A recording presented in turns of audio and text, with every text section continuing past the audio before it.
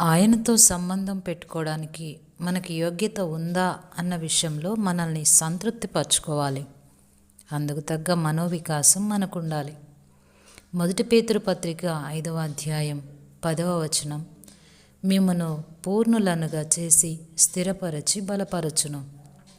క్రీస్తుతో మనం ఏదైనా కొత్త సంబంధంలోకి ప్రవేశించబోయే ముందు ఆయనతో ఆ సంబంధం పెట్టుకోవడానికి మనకి యోగ్యత ఉందా అన్న విషయంలో మనల్ని సంతృప్తిపరచుకోవాలి.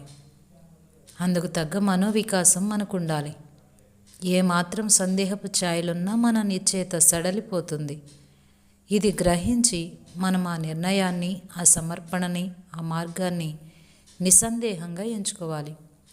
ఒక చెట్టు నేలలో నాటుకుని ఉన్నట్టు వివాహ వేదిక మీద వధువు వరునికి శాశ్వతంగా అంకితమైనట్టు మరి తిరుగు లేకుండా ఒకేసారి బేషరతుగా ఇది జరిగిపోవాలి.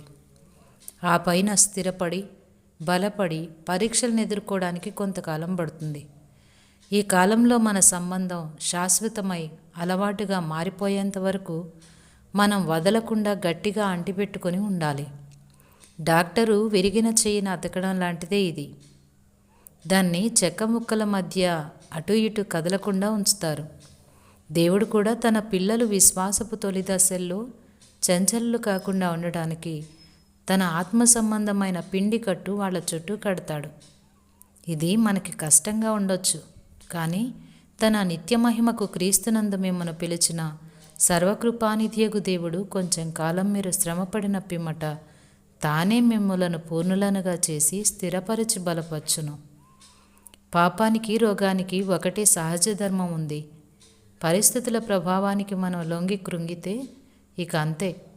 శోధకుని శక్తి మనల్ని పూర్తిగా అధోగతికి తొక్కేస్తుంది. అయితే ఆత్మీయ జీవనానికి, భౌతిక జీవనానికి కూడా వర్తించే మరో ధర్మం కూడా ఉంది. క్రీస్తులో ఉంటే మనం వర్ధిల్లుతాం. ఈ సూత్రం మొదట చెప్పిన సూత్రాన్ని నిర్వీర్యం చేసి దానికి అధికారం లేకుండా చేస్తుంది. కానీ దీన్ని చేయడానికి మనకి నిజమైన ఆత్మశక్తి, దృఢ నిశ్చయం, అలవడిన విశ్వాసం, స్థిరమైన క్రైస్తవ జీవితం ఉండాలి. మన ఫ్యాక్టరీలో ఉపయోగించే శక్తి లాంటిదే ఇది కూడా. యంత్రానికి ఉన్న బెల్ట్ తిరుగుతూనే ఉండాలి. శక్తి ఎప్పుడూ అక్కడ ఉంటుంది, కానీ దాన్ని మనకు ఉపయోగపడే యంత్రాల చక్రాలకి బెల్ట్ వేసి కలపాలి.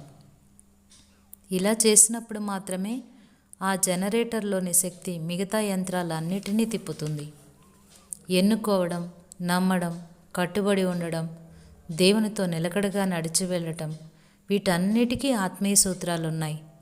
ఇవన్నీ పరిశుద్ధాత్మ మనల్ని పవిత్రపరచడానికి, స్వస్థపరచడానికి అవసరం.